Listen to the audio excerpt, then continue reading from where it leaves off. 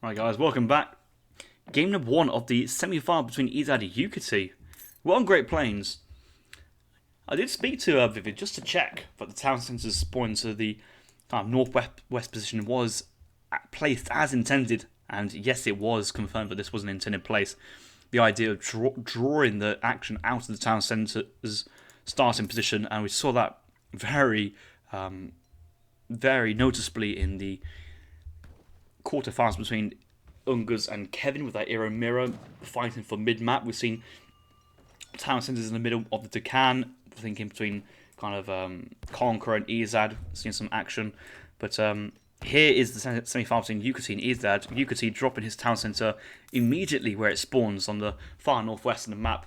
Ezad pulling his town centre back to try and secure mid-map control as the Russians. So Mexico versus Russia. Did Ezad really have to move his town centre to this middle location? Part of me feels that the blockhouse is strong enough as it is on its own, but I do see the benefit of having town centre, blockhouse, maybe second blockhouse, and this has been an absolute impenetrable middle map control point from Ezad's point of view.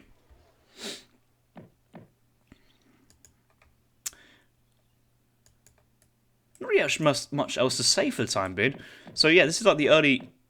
Ooh. Okay, so Ezad's gone for the early markets here. I want to say this is because the amount of coin treasures on the map is hoping to see one more coin treasure so he can buy some resources in the market, but not even lying. This might actually be a situation where you buy food at the market just to try and help get this villager production more and more sustained. Nice donation there from Swisher Guts. What a name. I need to enlarge my ops so I can actually see it a little bit. That's so sweet of you. Lovely toys. Keep them up, please. Thank you very much. And that's going to go towards the prize pool. I know at the top it says Empire Wars, but I believe that's the prize pool base for this tournament is $100, and any donations will increase that for this individual event. But essentially all go towards Grand Tour Season 3 events. So Homestead Wagon here for Yukietty, opening card, 2-vil and the Wagon as standard. He does have the Land Grab card as well, looking to go for probably the 2 villager per Hacienda age up to the second age. I'm just worried that I don't feel that Mexicans can really afford that on 2 town centres when up against likely just spammer units here from Russia. I remember playing this matchup really early in Mexico's days versus Lion and tried to go pure Strelets into his Central Africa Revolt, and it's doable. It was doable, but it was very tough to deal with the strong units in the town centre and maybe a couple Falcons in age 2. But as soon as Yuki goes up to the next stage, Revolts, he could go for the triple outpost. Not seen any Revolt cards here, and a even distribution of cards between age 2 and age 3 suggests he's going to go via the normal routes through the game instead of going through Revolts, so it makes sense. I think Yuki is a bit of a Revolt player. I think he does like to play that playstyle. I know Lion plays that playstyle basically exclusively. Never seen him age up in the normal route, and it seems to work for him. Got the build order nailed down, but I do think that standard Mexico, there's just more options to outplay, especially with unit control. I think you can do so much work with all the pikes, the skirms, pull chicken with pikes, Chinacos with their multipliers versus cavalry and infantry. Just a lot of good options there. So we do see one Hacienda down here. Agent with Slaxkiller. Yep, that's the one. Nice herd underneath this town centre. Very important, this kind of stuff. Even like Ezad here, just herding everything towards his town centre makes all the difference. This town centre is still producing. This town centre back is the one, well, I'm about to say one agent, but he hasn't quite got to the agent point just yet. Going for Eco Theory. Probably a little bit better than Team Furia. Maybe Team Furia is actually, I can't remember if it's only 10% or 8%, or might still actually be 15%, but it's going to be out of hunt in base here, so this is a really awkward position in there for Ezad. He's going to try and push all his villagers across, which at some point they will gather, but it might actually be that he cancels this batch of villagers and ages up very soon, because it's 420 and you've got to age up at some point. You can't just not age up. Maybe though, maybe you don't have to age up as the Russians. I know that sounds weird, but keep the vills going. Get the age up in, and as soon as you hit the age 2, you click that advance to the 3rd age button, because your economy is that strong. Yuki, 23 villagers here. Ezad is at 26, soon to be 29, so there's a decent villager kind of population from Ezad's point of view already. Just needs a couple of blockhouses, and that's forward position that is defended. Agent with the 400 wood now. There's enough gold here to buy 4 the blockhouse if he wants to do it. About to say, was these the 3 blockhouse villages moving forward, but I think he realised he's got his villagers to the northern position here to go for that. Treasure right next to this town centre might have been Explorer HP. I can't. Yeah, Explorer HP it was. Shame that treasure didn't spawn next to his TC. But you could always put a blockhouse down in between the pond and the Cheyenne for more of like a kind of a real emphasis on that mid-map control in terms of line of sight. But I would want to say that more of a concentrated defense may be stronger there for Ezad's point of view. Interesting to see this. Maybe is Russia too slow for this game mode? We'll have to find out, because it is 5:30 and Ezad's still in transition. Okay, let's look at Yuki's point of view. Second hacienda has been built. He went for land grab, so these haciendas are cheaper. He's already sent Tlaxcala's textiles, and I think what's happened now is that these guys give you 2 villages for every existing and new hacienda being built, so it gives you more flexibility of how you actually wants to do this build order, where before you kind of had to get all the haciendas first and then send your big eco card behind this. So we see a hacienda up there, the 3 villages spawn onto those hunts. Might even see a hacienda being built over here. Yeah, there you go, there's a hacienda coming down, and a nice little economic play coming in from Yuki. Nice cheeky ideas. 700 wood as well, so needs to be gathered with all these villagers. I think they've been blocked by the deers and these villagers here. Yeah, he sees that, he's going to move them around. But he wants to try and make that as fast as possible. Couple angry farmers here, just kind of taking guard. There's a machete, there's a sword, there's a hoe, there's a pickaxe, there's everything. Wait, how on earth has this guy got a hoe and that guy's got a sword and they both do 10 attack? Like, I think if I was to go up against one of these 2 people in like combat, I'd rather not go against the person with the sword, because that looks a bit too more scary than just a bit of wood with a little bit of blunt metal on the end. Shame is saying, does this tournament allow any map? No, the map pools are pre-specified, but there's a custom pack of about 8-9 maps with the 2 town centre configuration. Essentially, it's just the same map with an extra starting wagon, and they are configured in the Vivid's pack there.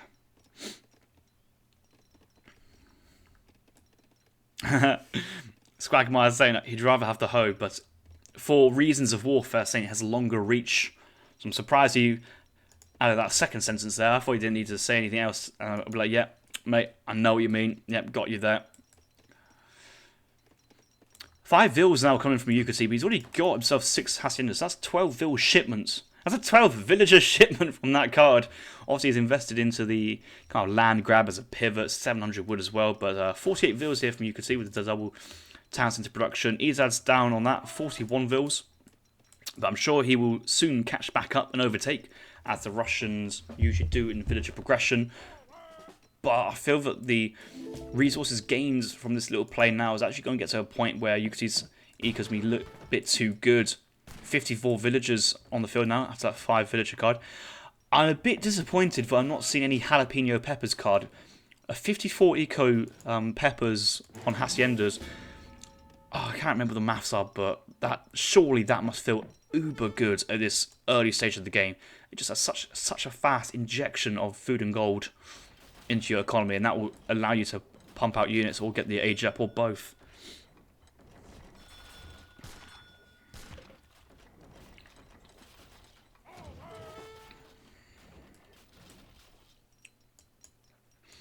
Pike Janakos is quite a nasty combination to deal with.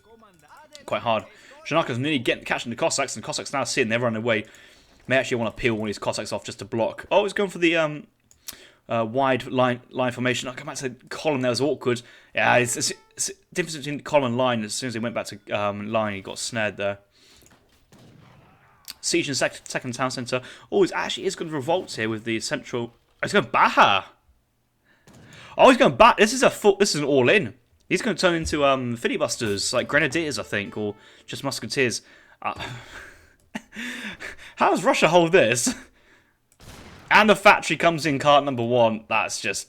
I suppose this does work in like a 2-town centre environment, because the strength does depend on your villagers, and we've got 50 villas with a 24 ranged attack.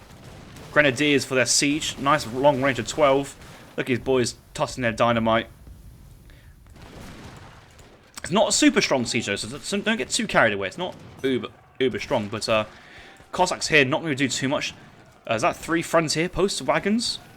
Where did you get this from? What card is that from Yukietty? Sending that across. I don't actually know what card that is. Is it this one? Not Trade Monopoly, not that. I don't know where that's come from, honestly. Is that the age up? I really don't know. These are just outposts, aren't they? Okay, it's normal outposts. But he hasn't got really any economy behind us to send other cards, but he doesn't need to. Got the pikemen to snare, and that is why we saw 0 salty doors or soldados being trained, because he's got the pikemen to snare, and he's got his villagers now musketeers to do all the damage. All the infantry is now cleaned up. Still 12 insurgents behind. A couple struts marching across, but that's not going to be enough. Timing it with the blockhouse. Yeah, there's 3 outposts in the middle of the map, and Yuki loves playing Mexico, and he's off tournaments, dominating with the Empire Wars build. Now we're dominating here with the 2 town centres build, and Ezad's on the back foot. Just look at this little mass here from Yukietty. One thing I will say though is once the cavalry goes, the cavalry is gone. I'm not really too sure how he's going to get any more cavalry, so just a bit of well, some frantic kiting, and he may just about hold on to this, but there's just surely just too much musketeers here to do.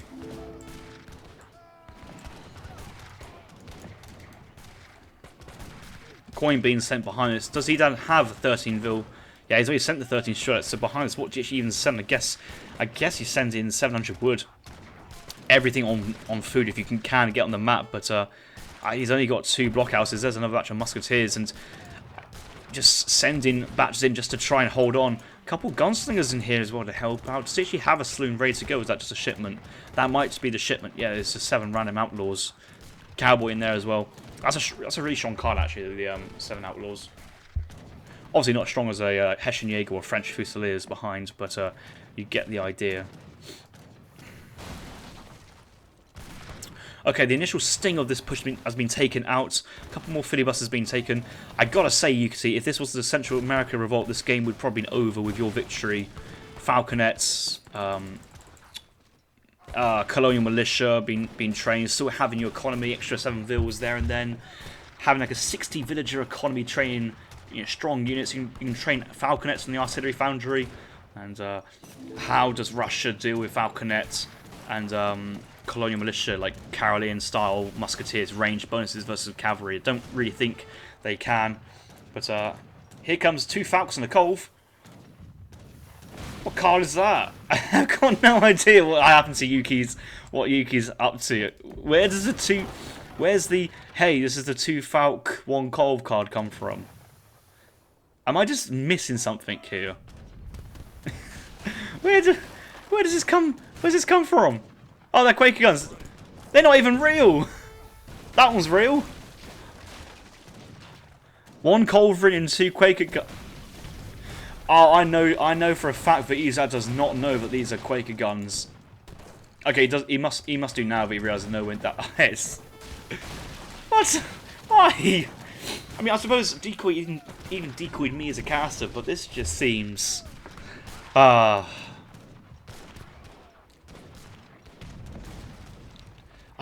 mean, I know this is such a bad revolt. So bad. It's a shame. Everything was looking so good. Everything was looking so good until he clicked the wrong one. Small raid. Yeah, just imagine if Yukietty split off 5 of his filibusters and just sat them over here and been super annoying. All these guys working is just a blessing there for Russia's economy. Cossacks dive bombing in these Quaker guns, not realising they're not actually real. 2 more Quaker guns come out. He's just backing off. He's too focused. But to be fair, he's just keeping his distance versus the musketeers. That's some good play as well. Should have better cards in this Revolt. Well, the thing is, you don't want to have two good cards in the Revolt, because what you don't want to have is a very strong, like, all-in Villagers Turn to Musketeers, and then, like, send... You can imagine, like, the dev would put in, like, 2 heavy cannons here, just like, yeah, 2 heavy cannons, yeah, sounds about fair. To be fair, Culverins can do some decent damage versus these units.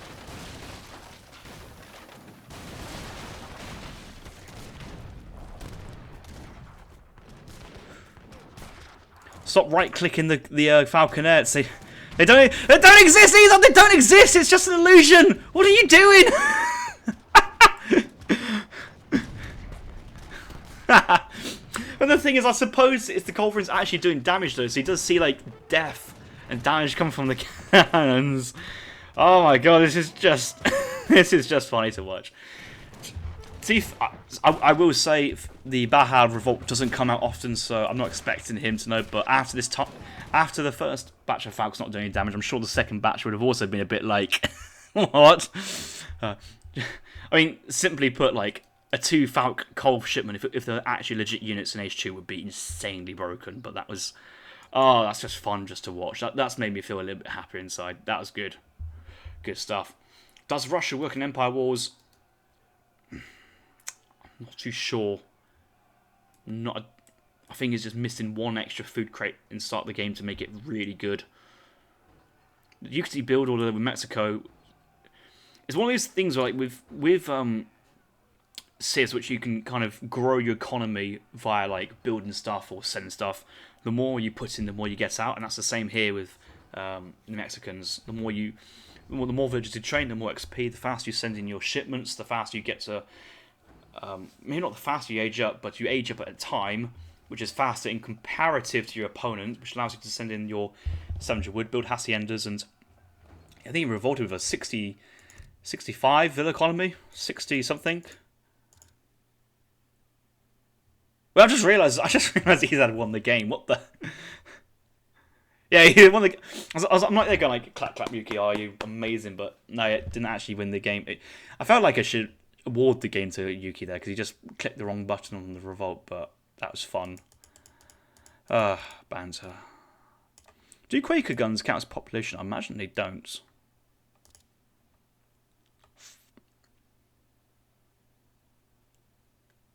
How on earth was it 198 population on the revolt? How much pop are these guys? They're just surely 1 pop. They're 3 pop?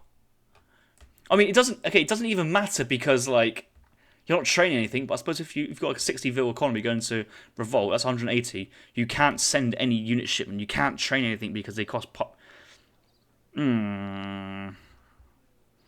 All this is just strange. It's that's just weird design that is. Let's move on to the next one though, and we'll get the next game being loaded up now.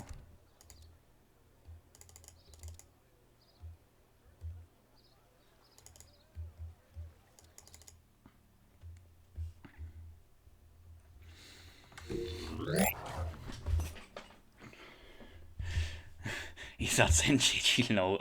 I think that's the exact same response I have, and it brings joy to my eyes to see that we are back on Fraser River for the 2 town centres tournament. I'm so happy to see this version back. I mean, it's the same as the you can kind of see the exact same design and shape of the current African map version. It is identical, where previously these kind of plateaus were a bit more centralized and extended a bit wider in that sense. But I just love the original map design and kind of the biome that it was. I think these hunts of the elk will be a little bit more behaved than the zebras and the ostriches. They can realistically go do something else. Like those animals are so hard to control. But yeah, we got Cheyenne's spawn here.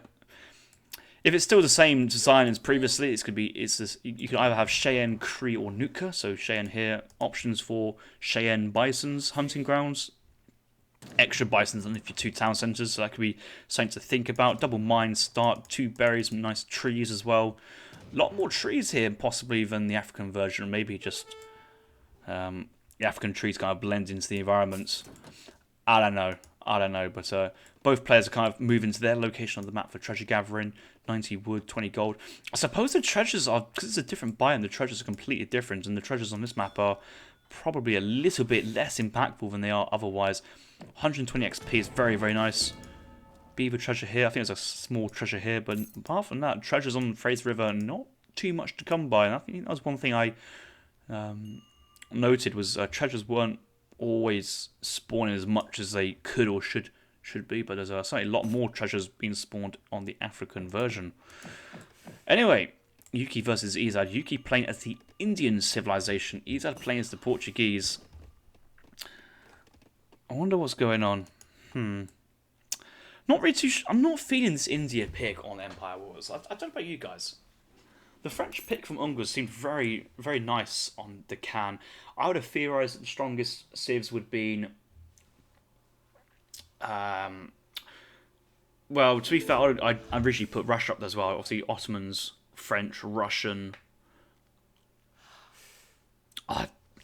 Portuguese villagers, they do gather more food as a base anyway, so I guess Portugal could be actually pretty strong, especially because all your age up times are slightly delayed, but you actually have a little bit more time to kind of get your TCs going, and then you'll get your third town centre and just plays very defensive. I'm expecting to see a very defensive oriented deck here. Do you see Furrier, Eco, Fury? I think he might go double food tech card, which actually makes sense. I'm kind of glad he's gone for the Furrier. That's just good adaptation there from Ezad. No forts though, no improved buildings. Does have frontier outposts, or heavy fortifications, shall I say. So that's a nice idea to have.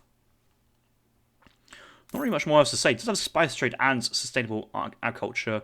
I feel if you sent these two cards for an eco theory, that the extra benefit you get from spice trade is not there. I know it's still 20%. You'd be like, 20% of all these villages are amazing, but 20% of base is the same as like saying, okay, you've got 1.3 food per second, and the difference between that with spice trade is like maybe an increase of like 15, 14% faster. It's not too much in that sense anymore. Mr. Brown, boy, how you're doing? How's your Mafia 3 playthrough going through? Oh, I see you on Steam playing that.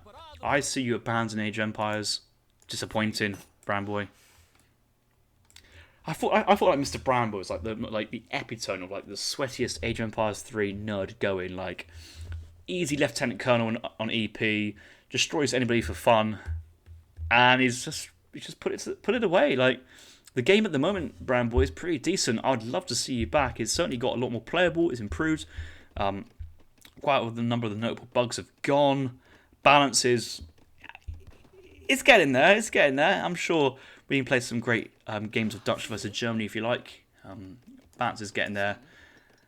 I'm sure everyone's got loads of changes they would love to implement, but I think some of them are just here to stay, unfortunately.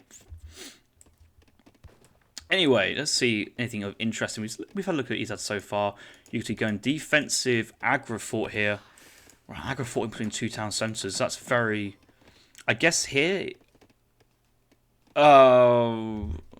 What's this for? Why are you sending good faith agreements? Has he forgot the changes to the French consulate? Please don't tell me he's clicking French consulate and realises he's messed up.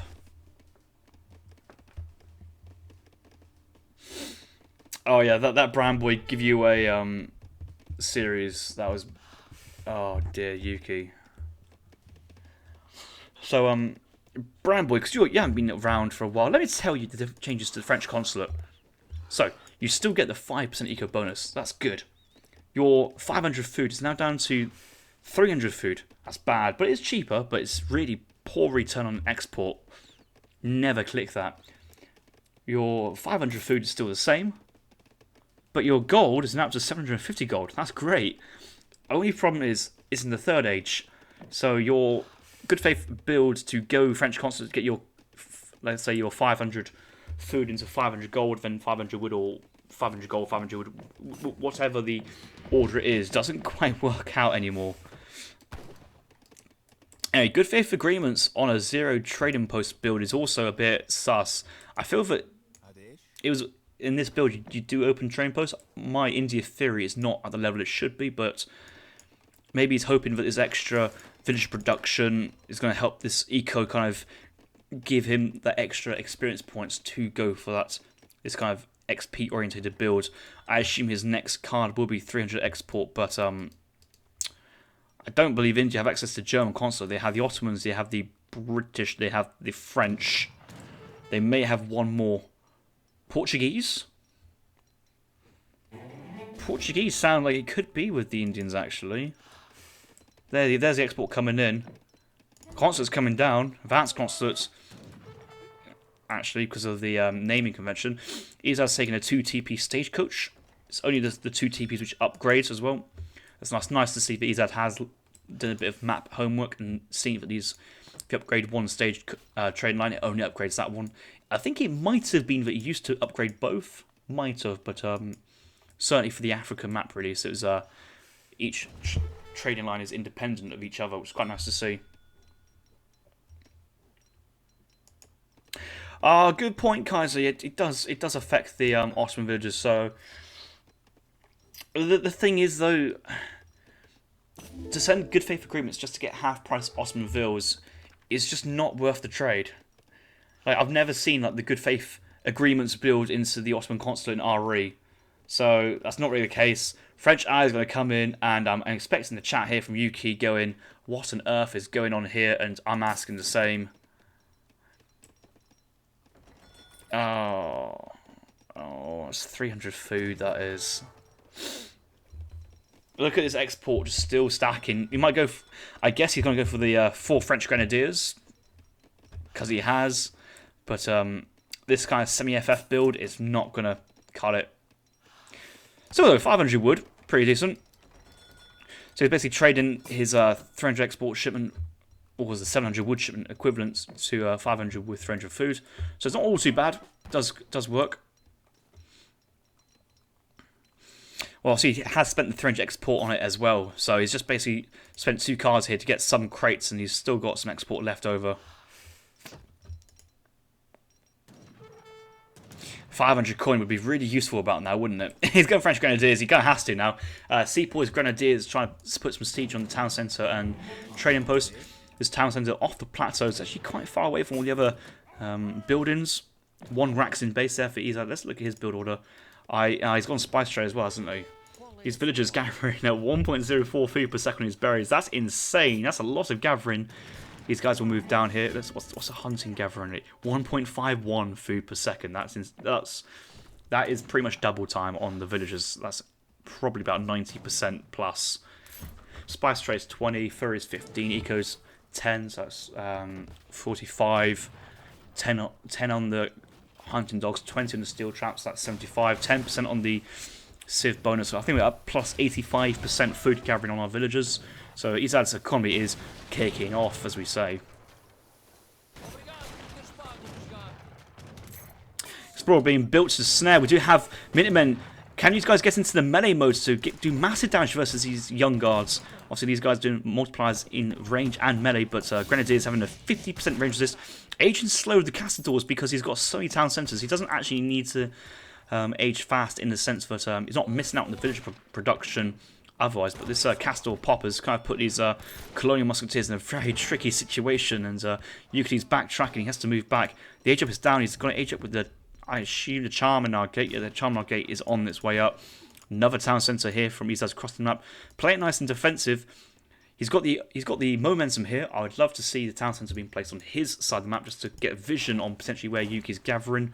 But I understand the defensive nature of that town centre placement.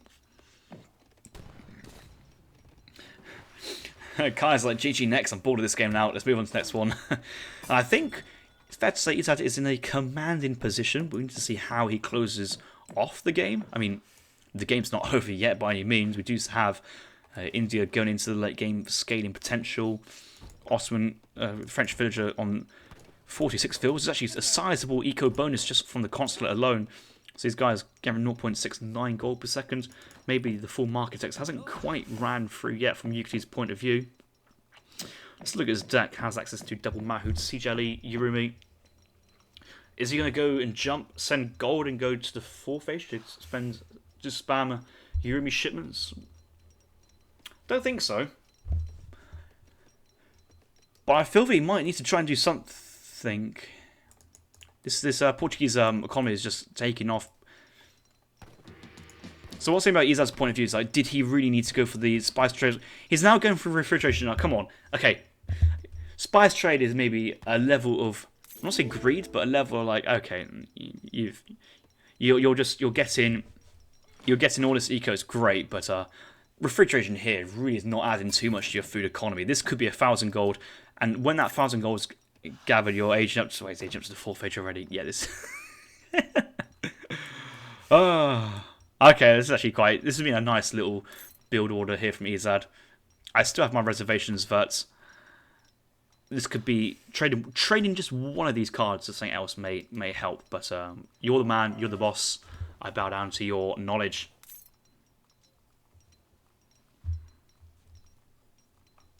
Yeah, this is Fraser River. This is the map which was used to design the African map Niger Delta? Niger Rift? I don't know. I can't remember. Everyone calls it Fraser River anyway. Essentially, Vividly Playing had a lot of his custom maps, which are used quite often in the ESOC pools. So he got his maps official into the game, and the best way to get them involved was, stick them in a new continent, and that was the African. And yeah, I like how the Africa is like a new civilization type, new seas, new map, new biome, new everything. It's a really nice kind of like idea. I think the only thing letting it down is just the African civs in terms of design, balance. But the maps are sick, and we do say a big thanks to Vividly Playing for his work in that department. A true unsung hero of the AoE3 community scene for a couple years now. I was Cree on the. Oh my god! Okay, this is one change to Fraser River. Is now that there is 2 sets of natives. One spawns on the plateau, and one spawns in the valley. Fraser River used to be just one set of natives on the floor, but having Cree natives on your plateau, 5 CDBs, and the Cree 10% HP, and my profile picture there, the Cree tracker. That is insane. That's such an OP ship, and that's going to help his economy go berserk if it hasn't already. Cheyenne option is available for the extra bisons hunting, but I'm sure they would get eaten super quickly with all these food tax coming in behind. Guys, this is just a custom map. I think it's custom map in the sense that not every player may have access to an African map, but luckily there was a Fraser River template to be used, or the African template, and this was converted into the different biome. Might even be as simple as just changing a different a line of code in Excel or XML or YAML file just to kind of load up a different set of instructions. But Castle Musketeer coming in here from Ezad, going for Guard Castadors. Nearly at his max villager population, currently at 974. There's one factory coming in. Has he got mercantilism? I think he's trying to work towards mercantilism here. The church is down. I'll be selling off my resources at this moment in time to try and get it. He's sending in heavy cannons. I think he wants to kind of hold his push there. There is 2 siege elephants out of the next, but these guard castles here will do pretty well. Enough veteran musks. At some point he'd want to try and go into legion areas, but won't quite get there. Yep, there's mercantilism coming in, so the heavy cannons will help defend, and then can bounce back off with a robber baron. So you might actually just want to start throwing down some outposts, because that upgrade is so good in terms of the value you get from heavy fortifications, and the time it buys you, but your eco can just carry on being significant. Anyway, Guard Castles trading with Disciplined Gurkha with Mansabdar Gurkha support, probably in favour of Ezad there, or his interest to take that fight. These siege elephants have to back off. They are artillery, but they're also classed as dragoon units, so they do get countered by Castors, and out come the heavy cannons. So nice little bit of a mix. I'm sure Ezad now working towards his Legionario upgrade soon. Robber barons into infantry combat come behind. Okay, yeah, so if the town centre was here, I think Ezad would have eyes on what's happening over here, and so he can certainly maybe pivot his activities. But if he was just dropped in heavy fortifications now and built an outpost there, and having 3 bombard towers in the face of Yuki's economy, saying, all right, if you want to fight me, you're going to have to fight me for these bombard towers, that is just something just be just way too difficult for him to deal with. What's the real reason the score cap? The answer would be, no, that stops the replay if I check the deck. In that way, if I do it via player summary, I don't think I want to press that, do I? No. Yeah, it's just look at the deck. Usually is your answer. Hasn't yet gone for heavy fortifications. He's just saying many vills, and yeah, the extra town centre, 5 TC production in the 4 phases. That's quite cool. That is. Veteran Musk Legionnaire is coming behind. Yep, Socket Bayonet helping for the many Mahout pop. Heavy cannons likely to get picked off by the Siege Elephants here. I mean, they will have to trade. 2 Siege Elephants can't take off down in. I think it will need like 3 volleys. 3 volleys, maybe 2 with a bit of infantry fire, but I think the aggro thought will go down. I don't think Yuki's interested in trying to take this off. He's going to move his Ellies in to try and get some sort of a look. He's up to the 4th phase now. He's going for Mansadar Urumi settlement shipment. Gurkha's blocking the elephants there, and the elephants just can't get in reach and range of it. Can't let the guard castles attack the siege elephants, and that's some great position there for Ezad. Look at this just cliff. He's just sat at the bottom saying, your cavalry can't touch me, but I'm just here blocking heavy cannons. This is working out so well there for Ezad. Massive chunk of XP there, and he's got another shipment to send. It's gunpowder infantry attack.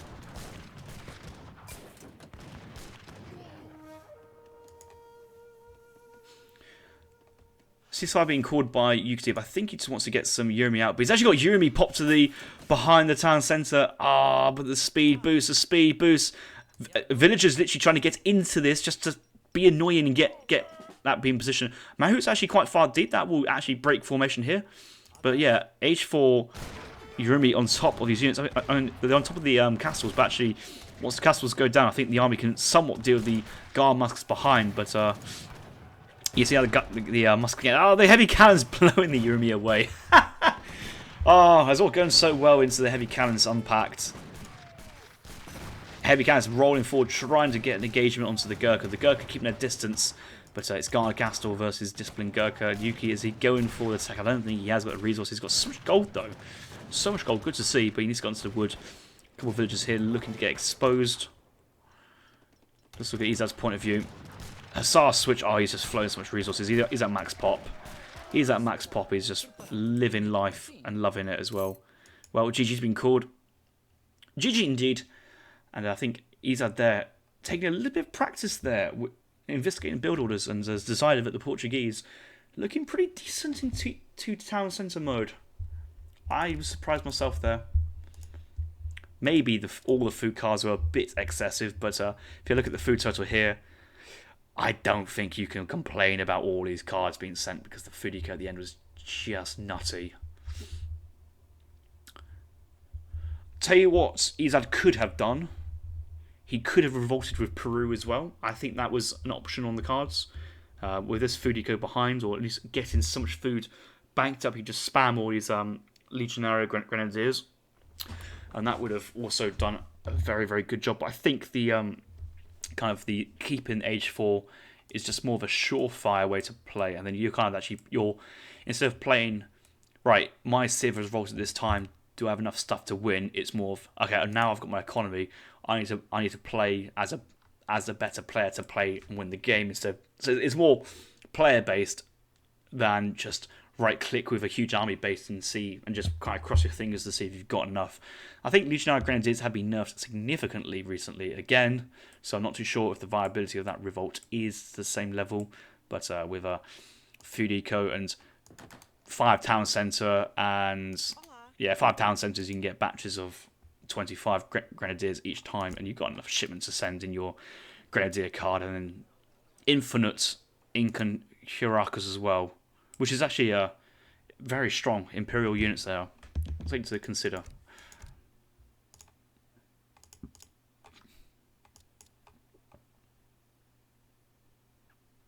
(102 villagers at the end with the CDBs helping as well. Military population.